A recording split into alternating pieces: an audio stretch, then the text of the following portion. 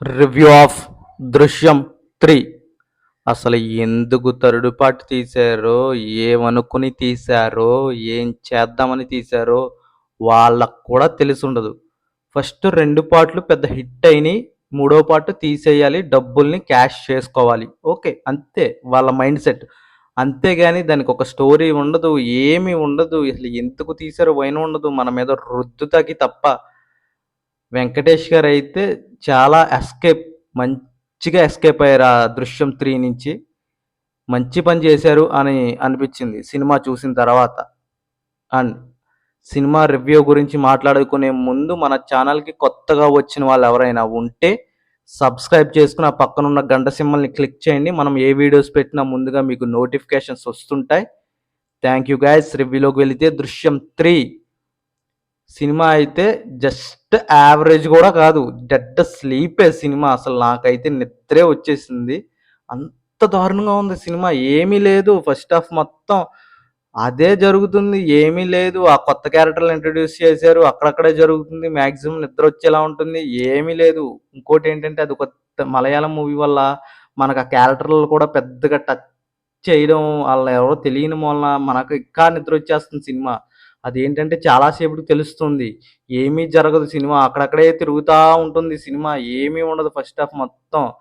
అదే 'మోహన్ లాల్' గారు ఏదో చేత్తన్నట్టు, ఇది చేత్తన్నట్టు, అది చేత్తన్నట్టు ఏమీ ఉండదు.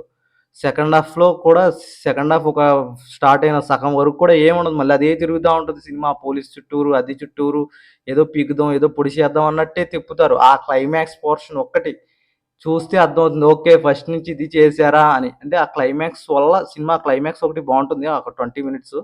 దానివల్ల ఫస్ట్ నుంచి ఓకే, ఇది చేశారా అని తెలుస్తుంది మనకి. అంతే తప్ప ఏమీ ఉండదు సినిమాలో. స్టోరీ ఏముండదు. అదొక చిన్న పాయింట్‌ని అట్టుకొని ఓకే, ఇది లాక్కు రావాలి. ఈ కేస్ ఇంకా నడవదు. ఇది ఇలా చెయ్యాలి. ఇంతకు కూడా తెగిస్తాడు వాళ్ళ నాన్న అన్న ఫీల్‌ని తెప్పించడానికి ఆ ఒక్క పాయింట్ అట్టుని సినిమా మొత్తం లాక్కొచ్చారు. ఇదిగా చచ్చినోడు ఎప్పుడో చచ్చిపోయాడు. ఆడు చచ్చిపోయి మళ్ళీ పుట్టేసి మళ్ళీ పెద్దోడయిపోతాడు కూడా. అయినా సరే ఈ దృశ్యం అవ్వదు. అలా ఉంది సినిమా. ఆ దృశ్యం 3తో అయిపోద్దనుకుంటే అది కూడా అవ్వలేదు. మళ్ళీ 4 లాస్ట్‌లో ఆయనెళ్లి అడుగుతాడు. సరిపోద్దా అంటే, "సాలదు. నాకా అది కావాలి" అని మళ్ళీ పార్ట్ 4కి. అంటే ఇది ఇంకా ఎప్పుడుతో కంప్లీట్ చేయరు ఈ సినిమాని అన్నట్టుంది. అస్సలు ఏమీ లేదు. ఇంకా ఆపేయడం మంచిదిది. అంటే ఒకవేళ 'దృశ్యం' అనేది వేరే కాన్సెప్ట్‌ని అసలు దీనికి సంబంధం లేకుండా ఒక కొత్త కాన్సెప్ట్‌ని ఎత్తుకొని కొత్తగా తీస్తే పర్లా. అంతేగాని దీన్ని ఇంకా సాగదీద్దాం అంటే అనవసరం. ఆ పాప చిన్న పాప ఉండేది. పెద్ద పాప అయిపోయింది. ఆ కేస్ క్లోజ్ అవ్వలేదు.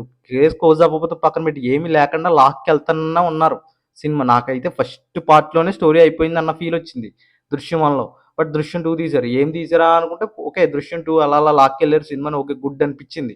నాకు 'దృశ్యం 2' కూడా బీభత్సం అనిపించలా. నైస్ గుడ్ అనిపిచ్చింది. అసలు 'దృశ్యం 3' అయితే నథింగ్ అసల వేస్ట్, వరస్ట్ అసల. నన్నడిగితే సినిమా వరస్ట్. నాకైతే నిద్రే వచ్చింది థియేటర్‌లో.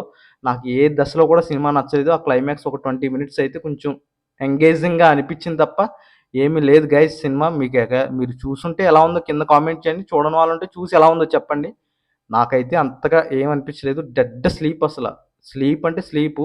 అంత బాలేదు సినిమా నాకైతే.